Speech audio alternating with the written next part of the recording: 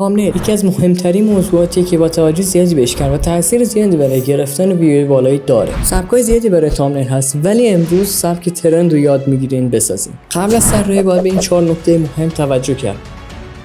نکته اول، ایده پردازی. قبل از طراحی باید ایده کلیمون طراحی کنیم. یه صورت خوشگل، دو تا چشم، یه لبخند. صبر کن ببینم. نه بابا این آشغاله.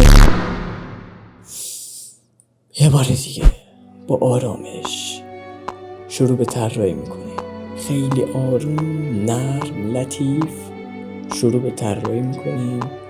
آروم آروم همینجوری ریلکس طراحی میکنیم. خیلی راحت، خوشگل.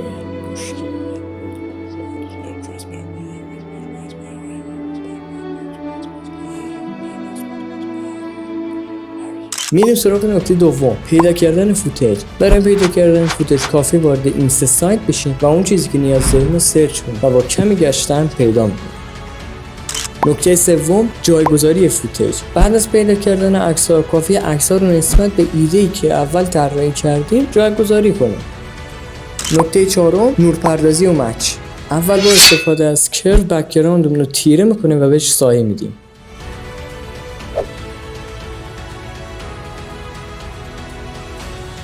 حالا با استفاده از برایتنس نور زمینمون رو تنظیم میکنیم.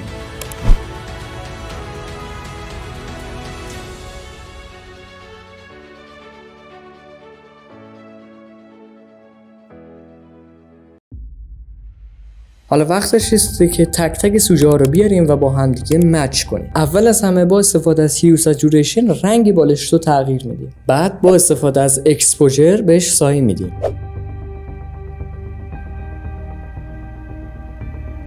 حالا زیر همه آیکون ها رو سایه میدیم.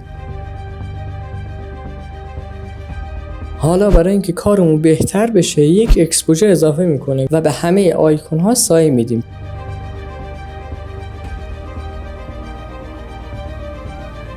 حالا یک قلمو اضافه میکنیم و روی رنگ و نور اون کار میکنیم. حالا برای اینکه کارم خیلی بهتر در بیاد یک اکسپوژر اضافه میکنیم و زیر بالش سایه میدیم.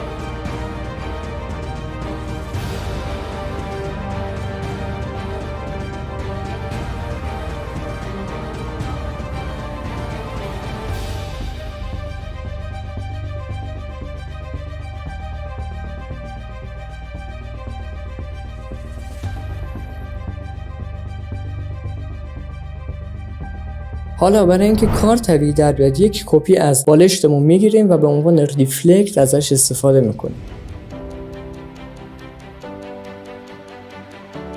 و مودش رو روی اوورلی میذاریم.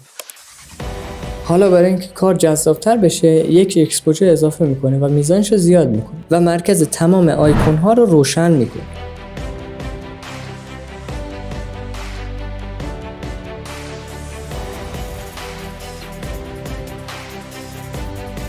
و حالا یک کرو جدید ایجاد میکنیم و میزانش رو زیاد میکنیم و شروع به هایلایت زدن میکنیم.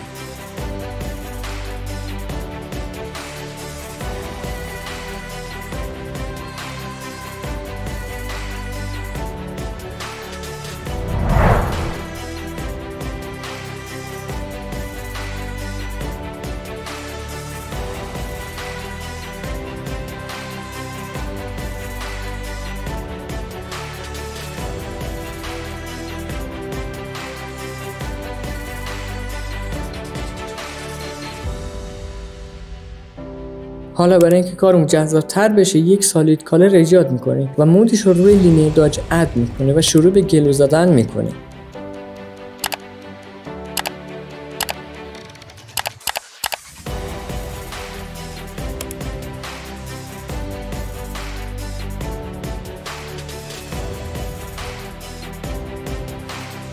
حالا یک لایه جدید ایجاد میکنیم و مودش رو روی لینیر داج اد میذاریم و با استفاده از رنگ خود آیکون ها شروع به گلو زدن میکنیم.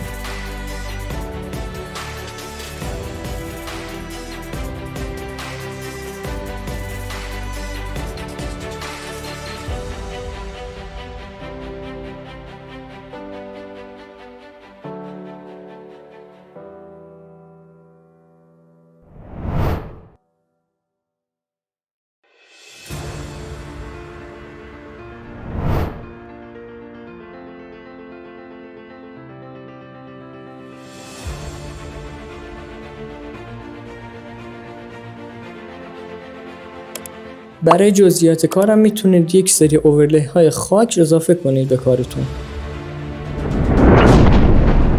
حالا با استفاده از ادجاستمنت ها رنگ و نور کار رو تنظیم میکنیم.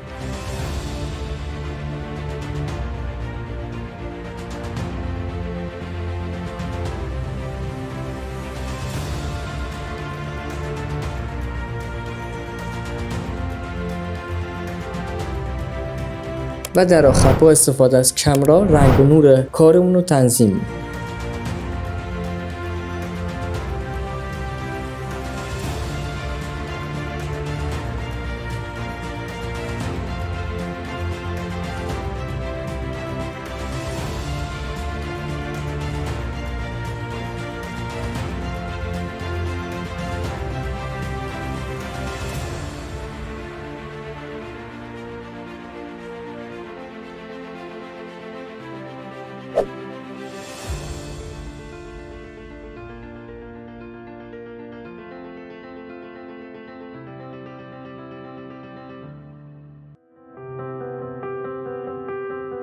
خب خیلی ممنونم از اینکه تا اینجای ویدیو همراه هم بودین. من به عنوان هدیه فایل PSC همین کار رو داخل چنل تلگرام گذاشتم. لینکش توی دیسکریپشن هست. تا ویدیوی بعدی، خدافظ.